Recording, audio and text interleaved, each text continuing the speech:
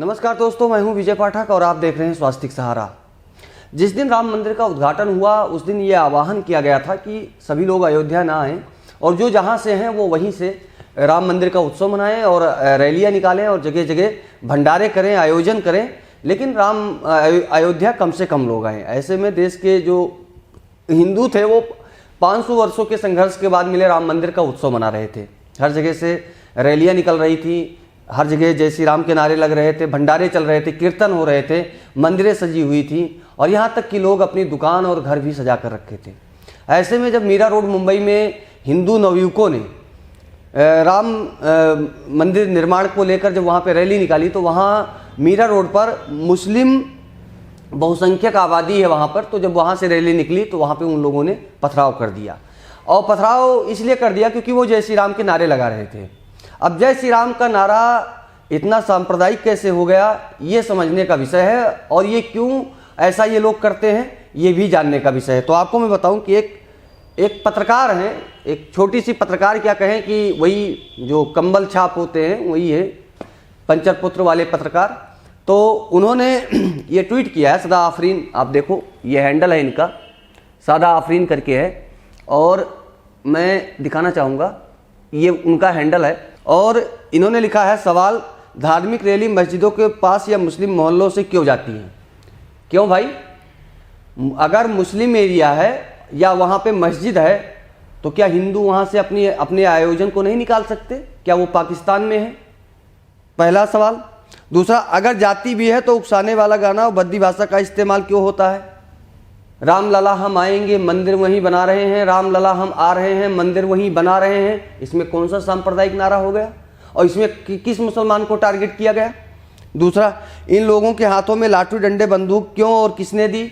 जब तुम करबला का जुलूस निकालते हो तो तलवार लेके पूरे सड़क पर तांडव मचाते हो, पूरा रोड का रोड जाम कर देते हो, तब तुमको किसी ने नहीं रोका।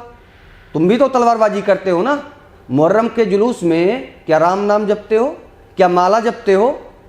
क्या करते हो वहाँ पे भी तुम तलवारबाजी ही करते हो।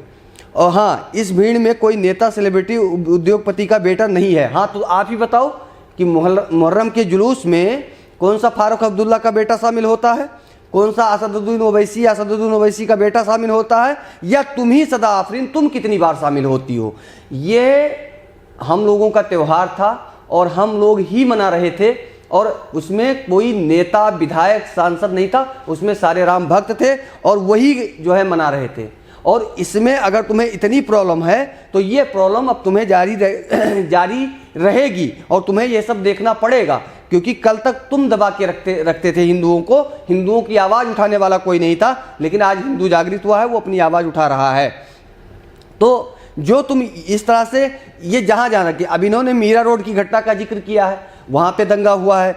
बिहार के दरभंगा का इन्होंने जिक्र किया है, वहाँ पे दंगा हुआ है। तो भैया मुजफ्फरपुर या दरभंगा क्या वहाँ पे हिंदू अपना त्यौहार नहीं मना सकते हैं? अगर तुम्हारा ये पाकिस्तान तो है नहीं कि भाई तुम अपना इलाका घोषित कर दो और यहाँ पे कह दो कि भैया यहाँ हिंदू आयोजन नहीं हो सकते, या हिंदू अपनी यात्रा नहीं निकाल सकते, या हिंदू अपनी बात नहीं रख सकते, या हिंदू अपना पूजा पाठ नहीं कर सकते। तो यहाँ शरीयत कानून तो लागू नहीं है, यहाँ संविधान का राज है। और अगर संविधान का राज है तो संविधान ने ही मुझे यह अधिकार दिया है कि अब मैं अपने धर्म को, अपनी संस्कृति को मानेंगे और उसको बचाने का प्रयास करेंगे और हमेशा अपने सनातन संस्कृति के साथ जुड़े रहेंगे। दिल्ली के जैतपुर में भी हुआ है। तो जहाँ जहाँ तुम्हारी आबादी, ये तुम बता रही हो, ये मैं नहीं बता रहा हूँ, जहाँ जहाँ तुम्हारी आबादी है वहाँ वहाँ ये दंगे हुए हैं और जहाँ जहाँ तुम्हारी आबादी नहीं है वहाँ दंगे नहीं हुए हैं। मैं तुमसे तो यही पूछना चाहता हूँ ना कि जब तुम कोई भी जुलूस निकालते हो, क्या हिंदू आपके ऊपर पत्थरबाजी करता है? क्या हिंदू आपके ऊपर आक्रमण करता है? क्या आपकी दुकानों को आग लगाता है? फिर इन्होंने एक और वीडियो डाला है हजरतगंज लखनऊ का, भीड़ ने गाली गलौज वाला गाना बजाकर माहौल ख़राब किया। भैया कौन सा गाली गलौज वाला? मैं कह रहा हूँ कि अगर गद्दार कौन है, अगर गाने में गद्दार शब्द आता है तो तुम चिढ़ते क्यों हो? क्या तुम गद्दार हो इस देश के? अगर तुम गद्दार हो और गद्दारी कर रहे हो तो तुम्हें चिढ़ना चाहिए। अगर वहाँ पे साउंड में बजा कि अगर गद्दारो भारत छोड़ो, तो भैया तुम गद्दार हो तो छोड़ दो भारत, उन्होंने तो सही कहा ना, अगर तुम गद्दार नहीं हो तुम्हें इससे प्रॉब्लम नहीं होनी चाहिए, तुम भी इंजॉय करते। तो अगर गद्दार शब्द उसके लिए प्रयोग किया जाता है जो गद्दार हो, और चिढ़ भी उसे ही होती है जो गद्दार हो। तो जब यहाँ पे ऐसा कुछ है ही नहीं तो आप इस तरह से क्यों अपना जो है फजीहत करवा रहे हो, और तुम्हारी नीयत बन गई है फजीहत करवाना। तो ये सब चीज़ें होंगी। गिरफ्तार होना या ना होना ये सरकार की मंशा होती है। लेकिन एक चीज मैं बताऊं, बाबा योगी आदित्यनाथ ने एक ऐसा काम कर दिया है कि वो अब नेशनल आईडी बन गया है, बुलडोजर।